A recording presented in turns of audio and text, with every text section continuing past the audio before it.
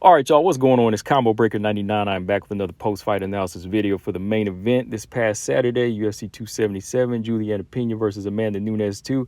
I thought I already did a post-fight analysis for this fight. I just realized that I didn't know because I know I did a video where I just kind of gave my thoughts, but I know some people wanted to know if I was going to do like a round by round like I usually do, just analyzing the fight on what happened. But I realized I didn't. So, all right, this for y'all. I'm back doing my post-fight analysis for Pena Nunes 2. First off, I have to say, shout out to both of these ladies. They put on a great war. For one, Amanda Nunes, she showed that greatness. Now, I'm not going into the whole GOAT talk. Like I said, I don't do that anymore, but I got to give it to Amanda. She came back, showed that she can come back from a hard loss, made the right improvements, and dominated. And Julianna Pena, I got to give her a lot of respect, even though I don't like seeing fighters take this type of punishment or this much punishment. I got to give her credit for her will. She just won't quit. She won't quit. She gets dropped multiple times. She gets banged up, multiple knots on the head, big cut on the forehead, and she just keeps on coming. I mean, this girl, I don't know what she's made of, but I mean, she just keeps on coming. I can't describe it. Like you've seen fighters, I've seen fighters like this in boxing, where they can take multiple shots and just keep on coming, but rarely do you see a fighter like this in WMMA. Everybody that's been hit by Amanda Nunes folds. Even Chris Cyborg, she got starched and put out in one round. But Julianna Pena took some of the best shots from Amanda Nunes over the course of 5 rounds and kept coming. That just tells you how tough this girl is. Now, it's not wise to do that. I'm not sure she could do that if there was a third fight, or if she could do that with anybody else now, because we don't know how that damage might affect her in the long run, which I'll talk about towards the end of this video. But I mean, for this one fight, I gotta give her a lot of credit. She's tough. I can't give her that. But when it came down to skills, Amanda Nunes is that fighter. And that's what wins a fight. Skills. Skills pay the bills, right? So Amanda Nunes, she went in there, swept it on the feet, on the ground, with the jiu-jitsu, with her striking. It's all around good performance. She won every single round. I even gave her 2 10-8 rounds in this fight, actually. So yeah. Let's go back and look at the fight though. The first round, major difference right away was the southpaw stance from Amanda Nunes. I mean, that southpaw stance, I haven't seen her do that before. I've seen her just kind of like shift angles or shift her feet a little bit in the fight, but she'll always go back to being a righty. But in this fight, she was full-time southpaw. And that's what made the right hand more dominant in this fight, I believe. When you have a right-handed southpaw, which I'm still going to do a video on, when you have a right-handed southpaw, it's easy to exploit that power. Because when it's your lead hand, it feels comfortable because it's your jab hand and it's that right hook. It's that lead right hook. So when it comes at that awkward angle, it makes it easier for you to land on an orthodox fighter that just comes straight in, and that's what really threw Julianna Pena off in this fight. She wasn't used to that look. So Julianna Pena's only answer was to rush in which Amanda Nunes would just come over the top with the check right hook. She would just throw that right hook over the top and boom, she would catch her. Then Nunes dropped her hard with that first perfect place shot. Not once, but twice in this fight. Not once, but twice in this fight. And then she was also able to land that, in the southpaw stance, she was also able to land that right calf kick. She was tagging the lead leg easy because, she's closer to that lead leg of Julianna Pena. So she was able to chop away at that lead leg. Pena, she got in a few straight shots here and there, some good 1s and 2s. A couple of double jabs, that did start to mark up Amanda Nunes' eye in the first round. But overall, Nunes was just landing a lot of good damaging blows. And like I said, scored 2 knockdowns already, but Julianna Pena was able to get back up. The second round, Nunes opened with a beautiful check right hook, dropped Julianna Pena again. That's 3 times already. Opening minute, she drops her again. So Nunes, she doesn't fall for that ground. This time, Julianna Pena was laying on her back. She thought that Amanda Nunes was going to dive in and go into that guard like she did in the first fight, but no. Nunes, she kept it standing, got stood back up. Nunes, she was much more relaxed this time in this fight, just picking her shots, finding the range. Julianna Pena comes darting in again, gets dropped once again with the right hook. And Pena, with these basic rushes, like I said, she's just not making any adjustments to the southpaw style. And that lets you know the level of striking that Julianna Pena's on. Like, I give her credit for the jab and the straight right hand. I really do, because they are good straight punches. But it's the footwork. She's keeping her left foot, which is a lead foot, on the inside of the southpaw's lead foot. You got to keep it on the outside, because if you stay on the inside, you're going to be right in that southpaw's punches zone. And that's where she always was. She was just standing squared up for the straight left hand, which she was getting tagged with. And then every time she darted in, she would just eat that right hook. So that's why she got dropped again in the fight with a straight left hand. Good straight left hand from Amanda Nunes, put it down for a third time. So right there, you could already see the texture of the fight was changing. Second rounds passed. Amanda Nunes bagged it easy with a dominant striking performance. Third round, Nunes started to mix it up a little bit. She started landing a good spinning back elbow. She started throwing in those straight left hands and, just measuring with that jab. Pena, I think her only game plan was to rush in. Like I said, the footwork was confusing. So every time she rushed in, boom, Nunes just measure, step back. Nunes got a takedown in this round. Here, she starts working in the guard, landing some damaging elbows. Nunes showing her level of BJJ with that work in the guard and just opened up a big gash on Pena. Sliding in and out of these submission attempts from Pena as Pena trying to work off her back, which I give her credit for. Pena was always alive on her back trying to land some shots, but it was just good top control in that third round from Nunes. Fourth round, Nunes dropped levels, took Pena down once again, just mauling and landed some good ground and pound. Nunes escaped a couple of submission attempts again, a few armbar attempts with just ease. And that's what she was saying in the post-fight, that she wanted to prove her level of jiu-jitsu, and she did that. She kept on kind of teasing with those arm bars. And, they were tense moments to me. I thought they were moments where she was being stupid or reckless. But Nunes knew what she was doing. Every time that arm would get snatched, she would just kind of pull it out. And then she would hit Julianna Pena square in the face with the right hand. So she was showing her levels here, killing the takedowns and just showing the level of grappling and strikes all in one round. When they got back up, more good strikes from Amanda Nunes. So from here, it was just clean sweep. I mean, just dominant performance. And fourth round, like I said, was probably a 10-8 round because I'm talking about gobs of blood was just pouring out of the head of Julianna Pena at this point from those big elbows from Amanda Nunes, and she was just tearing her up, man. So round 2 and round 4 were probably the 10-8 rounds for me.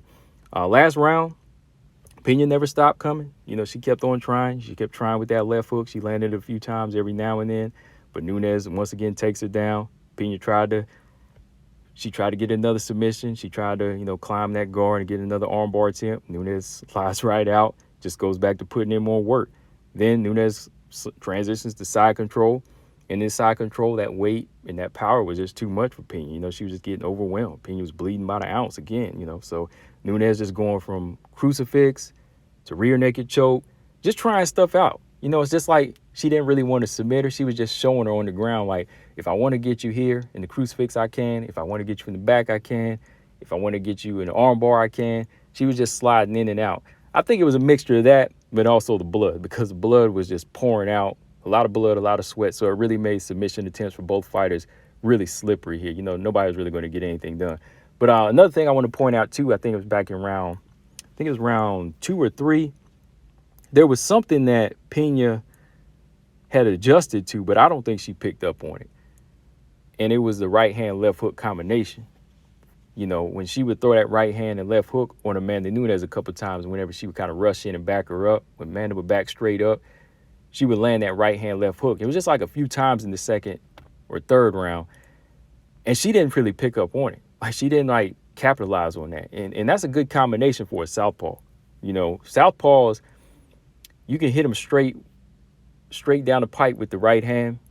And since the jab is off, since you're in a right-handed stance, your jab will be off at an angle. But if you turn your hand in as a left hook, the left hook will land on the money. That's why some people, they'll kind of curve their jab when they fight southpaws in boxing, but some just throw left hooks altogether. They'll just abandon the jab on the southpaw. And as an orthodox stance, a right hand, left hook combination is good. And I think Julianna Pena landed it a couple of times, but it was like they didn't adjust to it and just keep doing that. They kept on just diving straight in and rushing in. That's why she got dropped 5 times in the first 2 rounds. 5 times in the first 2 rounds. So, yeah, that just showed the level of striking there. But, yeah, 5-0 after that 5th round. It was just a show closer for Amanda, just a bloody war she put on. And, yeah, clean sweep. I couldn't give Julianna Pena any moments in this fight. I mean, it was just that, like I said, a couple of good left hooks landed. And the headbutt's really what swole Amanda Nunes' eye. And, of course, she walked out on crutches, so there was some damage done to the leg. But overall, Amanda, she definitely earned a victory. So, yeah, shout out to Amanda. She put on the performance. than I thought she would, made the right adjustments. And that was my pick. I said Amanda Nunes by decision, or, boring technical decision, or just technical decision, or a submission. No, I didn't say submission. I said TKO. It'd be either a TKO just by breaking Julianna Pena till eventually she walks into something crazy and just gets knocked out, or is this going to be a decision win? So, yeah, my pick was right on this one. So, yeah. From here, some people want to see a rubber match. I personally don't, because I feel like this chapter of their rivalry is already closed. The first fight was an upset, so the champion gets their chance to redeem themselves, and the man that did that in very dominant fashion to the point where it makes you say Julianna Pena was out of her league. Some people think Julianna Pena was exposed, which she kind of was on the feet. She was exposed to a certain extent. So it's closed for now. It's 1-1, but with the way Julianna Pena fought, Amanda's definitely going to win the other fight, the third fight. She'll definitely win the third fight, in my opinion, with the way Julianna Pena approached this fight. So to me, Julianna Pena is going to have to go back, rebuild, fight some other fights, and earn that title shot once again. You know what I mean? Now that they already, did it the first 2 times and, she got closed out in this fashion, she's going to have to go back, re-earn that, regain that respect and rebuild, and then come back for a rubber match to make people say, oh, wow, she's ready. Like, she's going to have to go on like a 2-3 fight win streak to me. And, they're going to have to be dominant fights. That's just my opinion. So, yeah, if she does that, then, yes, she can get a rubber match. Because for now, I don't think so. Because I don't think it's wise for her to go back in there and take more Amanda Nunes punches. And like I said, that's what I wanted to talk about real quick. A lot of people talking about she's tough. Even herself said she was tougher than a $2 steak. Well, yeah, you are. But when it comes down to it, we don't know what type of damage you can suffer from this type of fight. 4 knots on the head, 5 knockdowns, big gash. I know she only got stitches. She didn't need surgery. She made that known on her Instagram.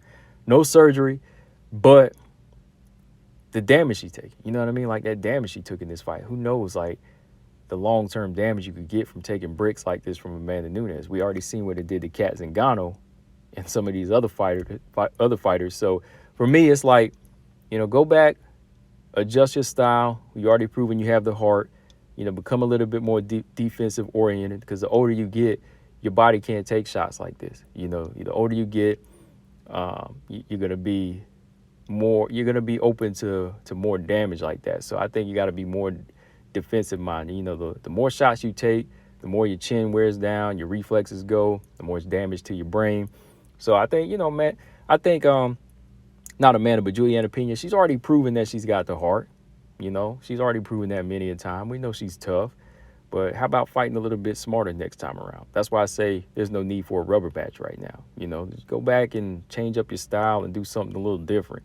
And, just don't go for the same bloody war, right? So, yeah, good fight all around. I enjoyed it. Like I said, Amanda regained her belt. So, to me, she's still pound for pound number 1 for today's status. Like I said, no GOAT talk.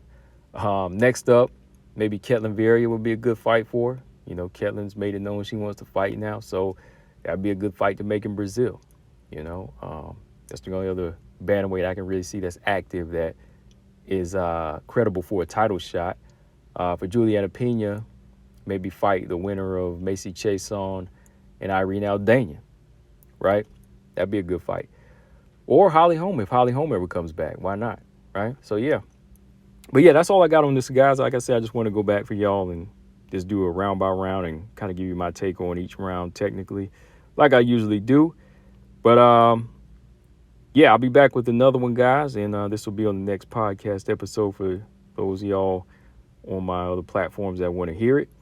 And let me know in the comment section what y'all thought of the fight. Did it put WMMA back in a good spotlight for y'all? Who do y'all want to see Amanda fight next? Who do you want to see Julianna Pena fight next? Do you want to see a third fight next? Let me know, guys. Combo Breaker 99. I'm out. Subscribe. Peace.